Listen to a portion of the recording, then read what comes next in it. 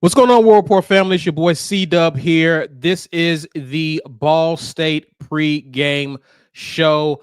I'm joined here with none other than Ike Jones here, who's actually at the game, but decided to join on here and really talk this game, talk Auburn against Ball State. Ike, how's the atmosphere? Auburn is undefeated, looking to go up 2-0 after this game. What's the environment like? How are you feeling, sir? So far, it's been really good, man. It's a very good turnout right now, pre-game. A lot of still some empty seats, but of course, we still have plenty of time for people to filter in. But the atmosphere is rowdy. It's overcast day, so it's not going to be super hot out there today. They had a little bit of rain, but overall, it's looking good. The new the board up there on the other side looks real good. We actually have a board to look at now from our vantage point. Normally, we have to try to catch a side glance at this other video board. And a lot of people around the conference are looking like cheeks. So, hey, doors open for Auburn. Let's talk about that. Georgia has been sleepwalking for much of the game. Clemson is getting beat at home. They're still looking to score a touchdown against Troy, of all teams. Yeah. Okay. Missouri struggled with Kansas for much of the game. They're starting to pull away. There's some teams sleepwalking in week 2. Usually they say some of the biggest jumps occur from week 1 to week 2, but that doesn't look to be the case for some of those teams. Yeah. Say it won't be so for Auburn today. Yeah. What is your hopes for this game, Ike? Listen, man, I already said I want them to put a 70 piece on them. Don't go out here playing around, because Ball State they're not going to just come out here and hand it to you. So do what you need to do. And there's literally no reason from a skill talent standpoint this game should even be close. Auburn should be into their subs by halftime. And Auburn definitely has you're talking about a team last week in Auburn who put up 31 offensive points, 38 total points in the game. Ball State gave up 31 to Purdue last week, and Purdue's not as talented as Auburn, right? And so Auburn needs to just go ahead and double that score on up, get into 60-some, 70, and call it a day. I need to see a significant difference out here on the field between these two teams. So Mike G actually, he did a calculation in terms of the percentage of plays called or the run versus pass last week against Baylor, and about 75% of Auburn plays were run plays. Even if they were not designed to be that way, they were run plays. What are you expecting more so? Are you expecting more of a balanced attack? Because that's what I'm expecting. What say you? I do think they're going to lean into balance a little bit more this week, because they're going to feel like they can do whatever they want. And so it just needs to look crisp from an offensive execution standpoint with the pass game. So I do expect, if it's going to be an even box like it was a lot last week, that they're going to opt to try to throw the ball to the receivers a little bit more this week, as opposed to unless for some reason it's not working and they're just going to be like, man, screw it. Let's just go to the run game and overpower them and get downhill. And then I expect for Ball State to try to compensate and actually drop an additional player into that box. And then Auburn should have some wide open opportunities down the field. Yeah, I agree. I definitely expect a much more of a balanced attack. I think we're going to see a lot more of the passing game today. See Jackson Arnold push the ball down the field and try to get the ball in the hands of the playmakers on the outside. Also, someone that I'm looking to see, Ike, and again, you look at teams like Florida, you look at teams like Georgia, a lot of the starters are still playing late into the game. Yeah, I'm not expecting to see many starters after halftime, Ike, in this game, which means I expect them to get. I want this game over with by half, and I want to see Auburn playing some of its depth and getting those guys valuable playing time. What say you? Yeah, absolutely. That's exactly what I want to be able to see. Man, this video board looks so good over here, dog. I'm sitting here watching it across the stadium from where we are, and it looks amazing. But anyway, I got distracted by the big flashing lights in front of me. Good for you, man. Good, because you got a good view now, finally. Yeah, finally a good video board view here from the press box. But yeah, man, let's get to the second half and see. Let's see some Deuce Knight. Let's see some, Omar Mabson. Let's see some Sam Turner, right? I want to see some of these guys who they talked about so much during the fall about how well that they played. Let's see them out here and see what they got versus a team that you should be able to dominate. let's move over to the defensive side of the ball, Ike. Much was made about how Auburn was very dominant up front with their front seven, rightfully so. But much was also made about how Auburn struggled, particularly in the secondary, in terms of pass defense and open field tackling. Obviously, I'm have to imagine that was a point of emphasis this week. What do you expect to see from the secondary today? I mean, I expect to see a team, particularly in the defensive secondary, that is concentrating on making sure that they don't have a repeat of that. But listen, that team that Auburn played last week in Baylor put up 48 points again this week, right? So it's not as if they're not a good offensive team. They can score points. They have a talented quarterback. I don't anticipate them struggling in the same way. And that was without Micah Pettis, that talented tight end that roasted Auburn, by the way. They still put up crap. So, I think Sawyer Robertson was close to 400 yards, if not over that again today. Yeah. I expect this defense to take it personally, which is why I don't expect Ball State to get very many points, right? Like if your defense played well last week, maybe they come in a little bit more lackadaisical today. They didn't play well last week. They want to make up for it this week, and I expect to see that early. Who's being held out in this game? Any holdouts, Ike? I know there was talk about the Damari may not play. He was questionable. So what are you hearing? Yeah, Damari Alston for sure is not playing. Champ Anthony, of course, is not going to be playing. I think they're going to have limited snaps for Caleb Harris, who's dealing with a knee and a hand situation. Outside of that, though, I do expect for everybody else to be available and play.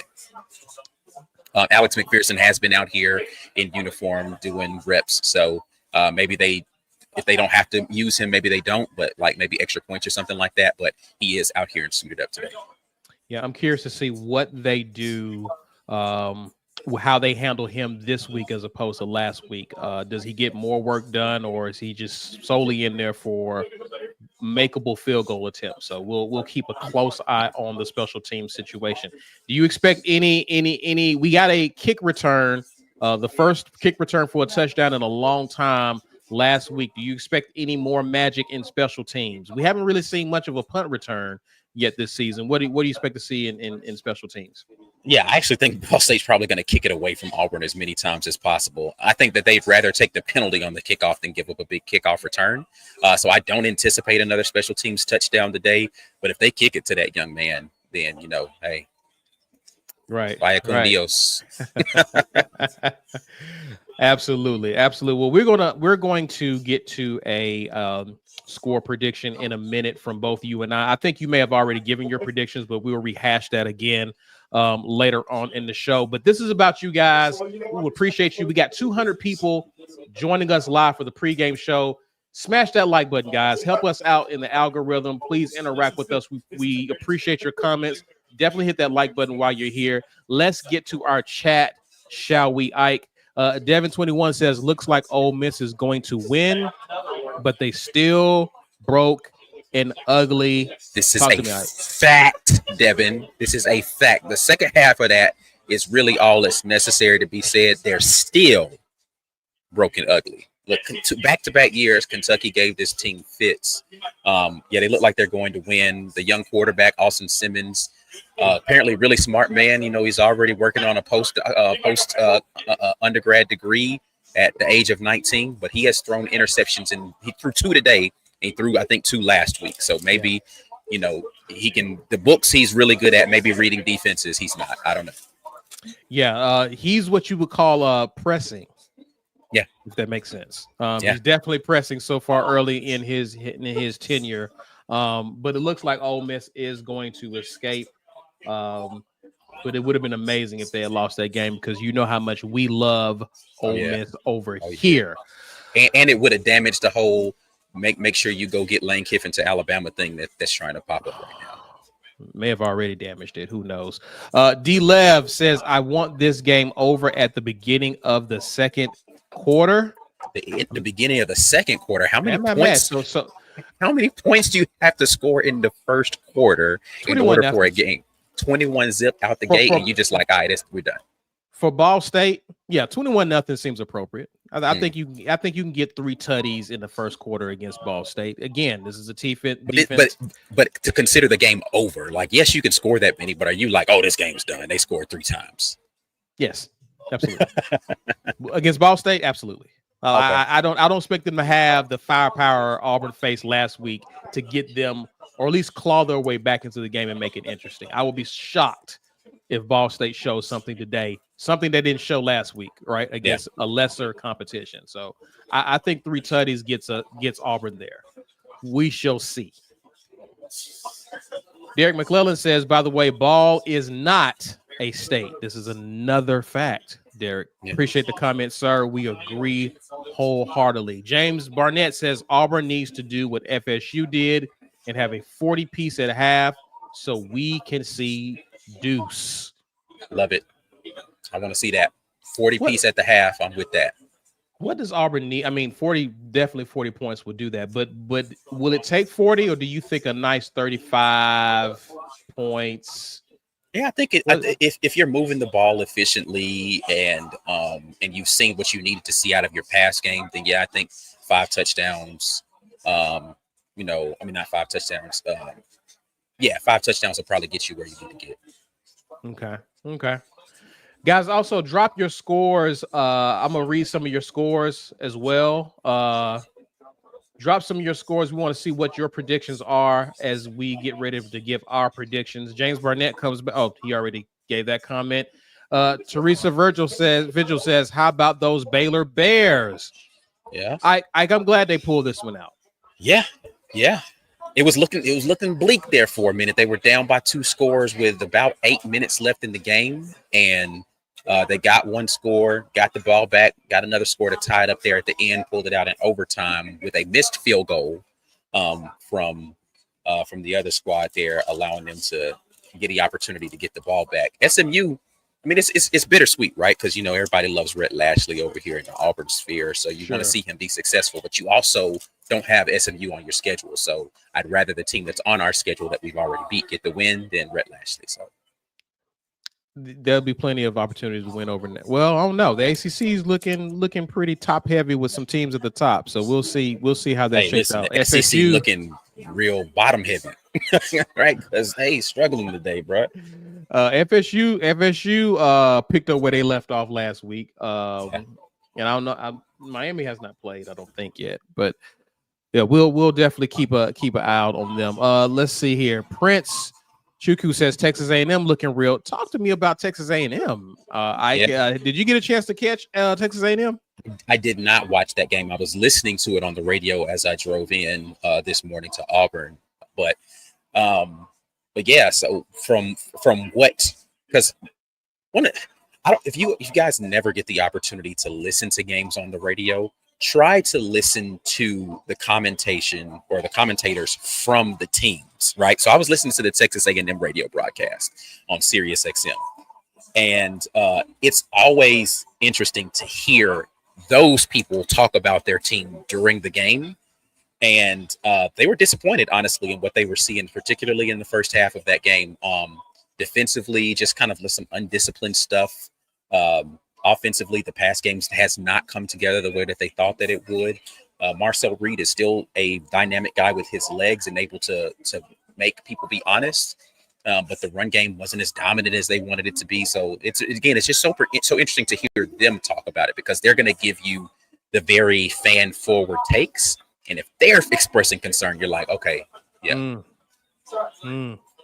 Yeah, I'm going to keep an eye out on, obviously, Oklahoma as they play Michigan tonight. I'm curious to see how they look. If they're hyping them up, Ike, they're hyping up Oklahoma. I mean, again, it's a marquee matchup, big game of the week against Michigan. We'll see how they fare against them this tonight and see if they are for real. A&M does look a little regular. I will say that. They do look a lot regular. So we'll keep an eye on that. Richard just became a member. Thank you, sir. Jazzy, good to have you here with us, sir. Jazzy says $300 if Deuce throws a tutty. All right, touchdown. Deuce. I want to see that. I want to see that myself. I want to see that as well. Even without the bread, I want to see a Deuce touchdown. Deuce can spin it, man. I watched him throw the ball in pregame. He can absolutely, when it's one of those things where they say, like, you can see the ball come off of a guy's hand. Like, you see the football come out of his hand, you're like, oh, Yeah, it spins differently when a guy actually has an arm. Mm-hmm. And when he spins it, he's putting mustard on it. Now he needs to probably figure out how to throw his off speed a little bit more, but he definitely has a fastball. Yeah, I can't wait to see him. I really want to see him get some meaningful snaps. Like I want to see when he gets in the game, they're actually still running the offense for him instead of just running out clock. So hopefully he gets in there and has an opportunity to show what he can do. Jonathan Boyson says 440 yards and 4 touchdowns for Robertson today. So he's almost already at 1,000 yards. That boy averaging 400 plus a game in the first 2 games. Yeah, that's against crazy. Both P4 competitions, bro. Like he might be a top 3 QB off the board coming up here. The way he's playing right now. He's been impressive. I got to give it to the young man. Prince Chuku says, yeah, I already read that one. So we got some scores coming in. Lutzy 43s has Auburn 59-14. He also comes back and says, I'm ready to see the receiving core. I'm sure another hope Perry Thompson has an awesome. So he wants Perry Thompson to have a good game today. I want a lot of these receivers to have some opportunities today that they did not get last week. Hope they get a lot of targets and make some plays in open field, man. Prince Chuku says Ball better not score double digits. What are your thoughts about this, Ike? I don't want to see it. I don't want to see it either. Yeah. But if Auburn's playing a lot of guys still on defense, what is the likelihood that Ball State can get a score or two? It's field goals. That's it. Gotcha. We got a few people who agree with you, Ike, that the score should be in the 70s.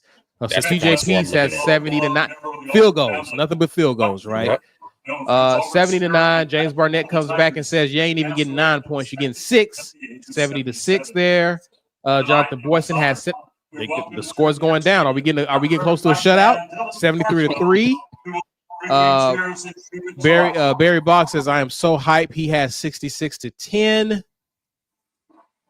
Bo Bonner has 76-6. Prince Chuku says 60-3. So Auburn doesn't get to 70, but they hold them to 3.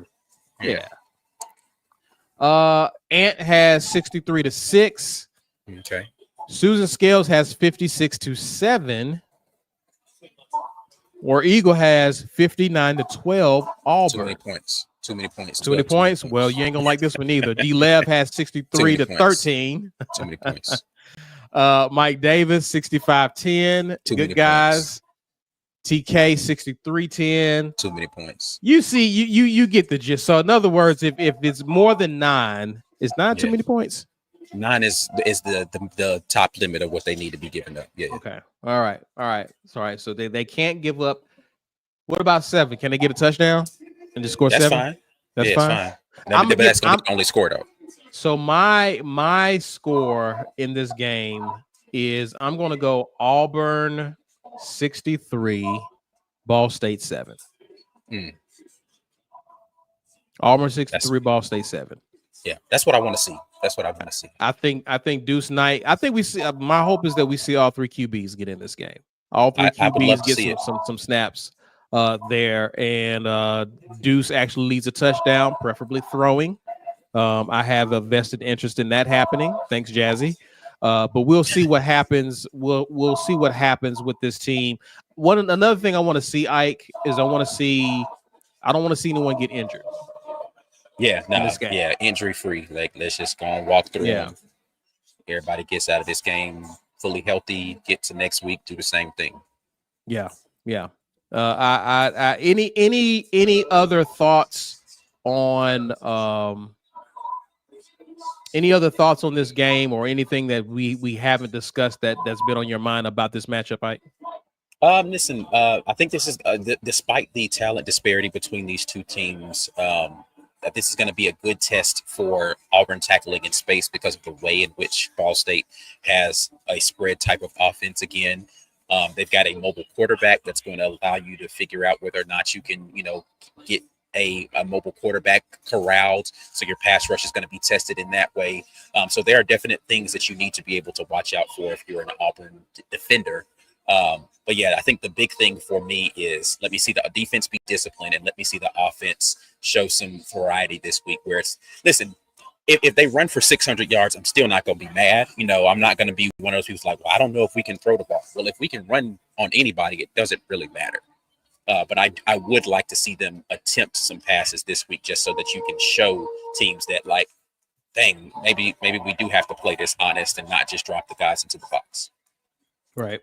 I agree. And again, I think building that rapport with your receivers, there's nothing wrong with doing that for the next couple of weeks before you go into SEC play on the road. Cleaning up the timing of that, I think is necessary, is pivotal, and I think they're going to take full advantage. I expect them to take full advantage of these opportunities, starting with Ball State tonight. 2 more comments, and we're probably going to wrap up a little early and ahead of this game in anticipation of this game. Greg Wheatley says, can we please not come out and slop around? Come out sharp, take care of business, and get some reps for the young guys. 52-10 for Auburn. I don't want to scores. I just don't want to see. I don't want to see double digits, bro. You want to see double digits. Got it. I do want to see a clean game from a penalty standpoint. I don't want to see any unsportsmanlike stuff. I do want to see a clean game on both sides of the ball. I expect them to clean up some of the penalties that we saw on special teams. Hopefully they get their alignments correct. Hopefully not punting the ball much against Ball State. So let's start there. But I do want to see a clean game there for Auburn. Nothing that stalls out drives or put them behind the chains. Stay on schedule and guys stay healthy in this game and take care of business. Cheese. FL Albee says, Spavital, 4th and 9. Let's go for it. Who cares where we are in the field? Weird. I think this is just what they do. Yeah, it is. I think that's just what they do. They did that. I think they went for 4 or 5 times against Auburn last week, and so they did it again this week. Yeah, that's just what they do. They're going to go for it, and hey, a lot of teams are starting to do this more now. We saw with teams like Ole Miss, and now it's beginning to catch on elsewhere. So you live by it, you die by it. But it worked out for them today. Ike, I don't think I have anything else. I don't know if you have anything else. Y'all, listen, we're going to end this and let you guys get prepared for the game. I will be back here because I don't know if you'll be able to join Ike. I don't know if you'll be able to join us for the halftime show or not, but I will definitely be here giving my thoughts and hearing from you on what you saw in the first half. Definitely join us. Those of you who are part of the Green Name Gang, that will be a live that we'll do for you guys. So check in with us there as we'll talk the first half. But the post game, we will be here giving our thoughts about the game afterwards. Enjoy the game, everyone. We will be at, again, the halftime show, and then we'll do the post game. War Eagle, enjoy, everybody.